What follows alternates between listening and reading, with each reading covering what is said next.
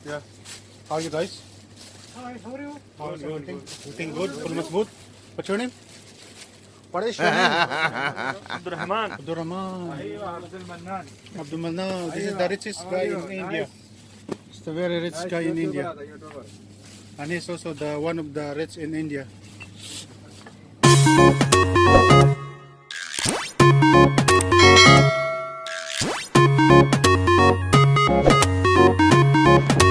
And hi guys, welcome back to my YouTube channel.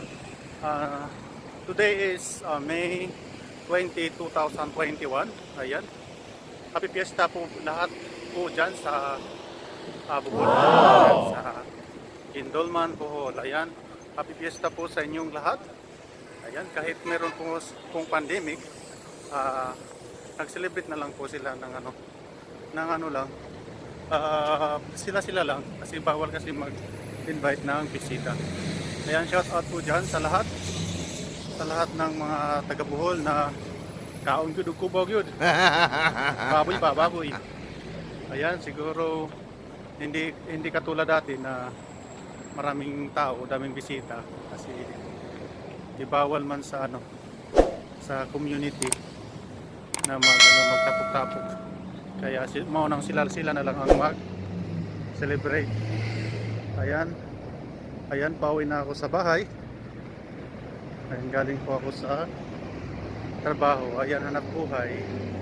Ganito po ang buhay sa abroad. Ito po yung daily routine namin.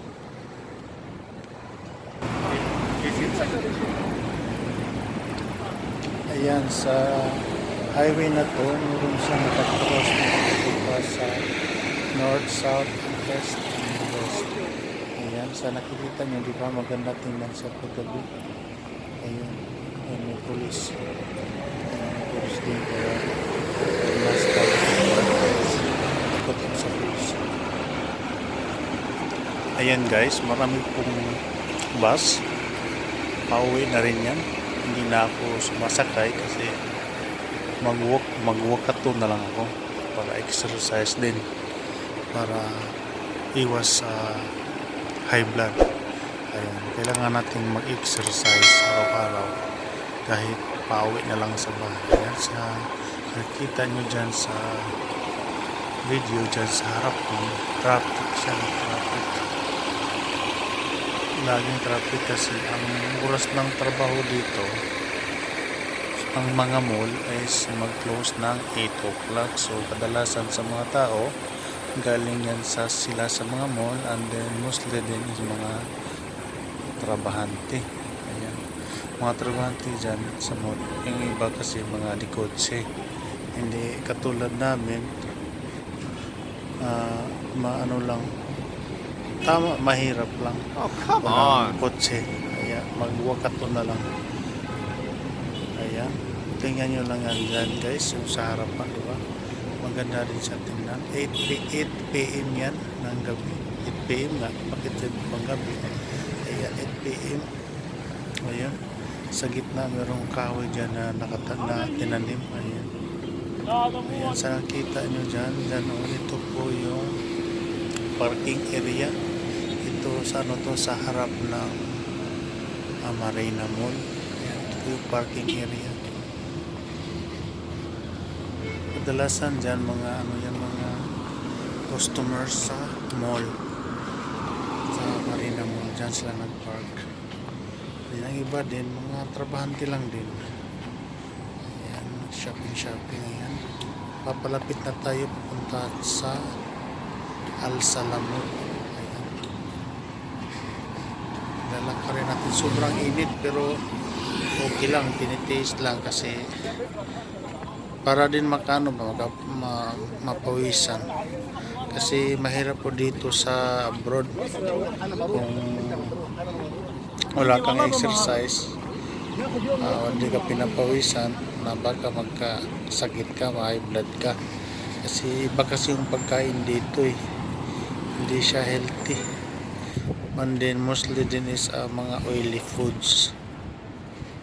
Ayan, sana papansin mo kadalasan sa mga abroad yung mga katawan nung galing pa sa especially sa mga Pilipino, galing pa sa Pilipinas, mga skin is ano pa, flawless. Pero pagdating na sa Middle East, wala na, dami ng mga puntik-puntik. Kasi nga mga oily foods. Ayan, kaya kailangan natin ilabas ang mga oily natin sa katawan para iwas din sa sa mga puntik-puntik sa likod, mga kasarasan kasi dito, mostly kasi mga manok, yan kasi ang mas mabilis na dito maluluto, mga luto na fried, more on fried kasi kadalasan, kaya mga oily foods. Ayan, nandito na ako ngayon sa Old Souk Salmiya. Ayan, sa nakikita nyo dyan sa harap, traffic din. Ayan, sila traffic, sila bahala sila, basta ako naglalakad lang. Ayan, lakad-lakad lang. Nalakad para exercise. Ayun. Ayan, let's continue. Nagmamadali kasi ako kaya naglalakad ako.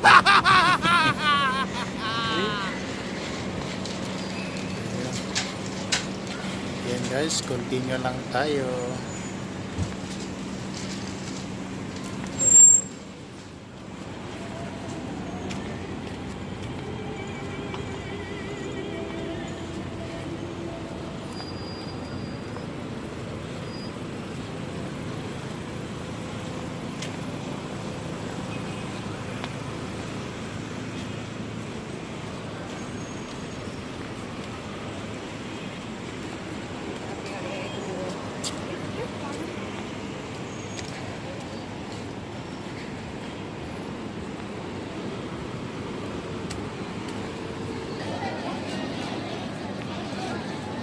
Ayan, nandito na tayo ngayon sa Souk Salmiya na tinatawag namin na Small Manila. Bakit Small Manila? Small Manila siya dahil kadalasan sa mga nagtitinda dyan, sa mga tindahan na maliit na yan, mga Pilipino. Tapos sa din dyan sa Ambassador, meron din nagtitinda dyan ng mga Pilipino, mga kakanin, may nagbibinta ng ng balot, tapos naapoy buwad. Dito sa may banda sa sa Jollibee, sa pinakababa noon sa baba, mga Pilipino din nagtitinda din ng mga kakanin. Oo, ang daming Pilipino. Kadalasan dyan sa area na yan, mga Pilipino yung mga nagrenta. Kaya tinatawag yan siya na Small Manila. Dyan po ang tambayan ng mga tao, especially sa mga Pilipino. Meron din marami din namang mga ibang lahi, pero kadalasan talaga mga Pilipino. Kung pupunta ka dyan sa area na yan, napakaganda tingnan paggabi kasi maraming ilaw, tapos marami ding mga Pilipino. Kung gusto kang maghanap ng partner, punta ka lang dyan sa Small Manila. Ayan, tingnan mo, may naglalakad sexy. Ayan, kung gusto mong bumisita dyan, punta ka doon sa Souk Salmiya at maghanap ka ng partner mo, yung pang lifetime partner. Ayan, diba, tingnan mo, daming ilaw. Ayan, dami pang tao naglalakad, pero pa yan sila, nagmask pa, hindi pa naman lahat ng tao na vaccinated. Kasi ang sabi kasi nila, basta vaccinated ka na, hindi naman sa officially na, pero meron atang part na sa Kuwait na hindi nagmask kasi vaccinated na daw. May nagsasabi lang din, pero hindi pa official na totoo, kasi hindi pa man pina-adapt, kasi kahit doon sa mga shop kailangan po mag-mask. Ayan.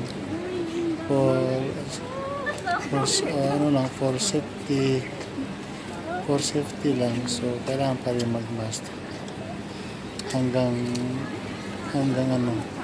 pag sinabi na pwede nang hindi na mag-mask yung mga vaccinated, edi tanggalin na yung mask. Kasi ang din kasi ang meron din naman kasi apps, may apps din na na nakalagay doon na vaccinated ka na, may certificate pa nga doon nakalagay sa cellphone. Yan, ito na po yung Soksalmia. Ayan, dito na ako dadaan sa kanan. Ayan, ito po yung entrance na papasok doon sa sa apartment ko.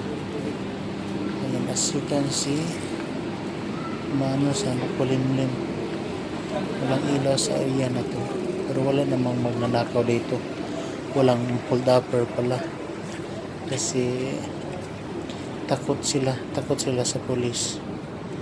Siguro pag tawag niyan, pag talaga madilim, baka siguro meron na mang-hold up. Kasi dati doon sa area na sa Sok dati meron, pero ngayon okay naman kasi may ilaw na ang Sok. Ayan, malapit na ako dyan sa apartment.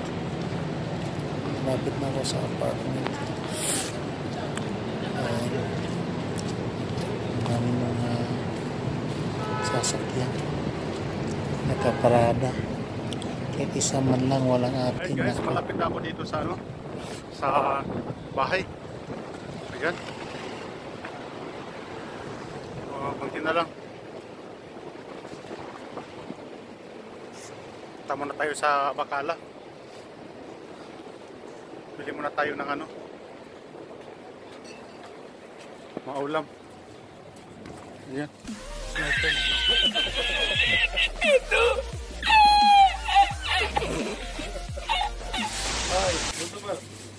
Yeah. How are you guys? Hi, how are you? How's everything? Everything good? Kulmas good? What's your name? What is your name? Abdurrahman. Abdurrahman. Abdul Mannan. Abdul Mannan. This is the richest guy in India. It's the very rich guy in India. And he's also the one of the rich in India. Init, grabe, sobrang init. Yan, pili-pili muna tayo dito. Is Filipino mo pa.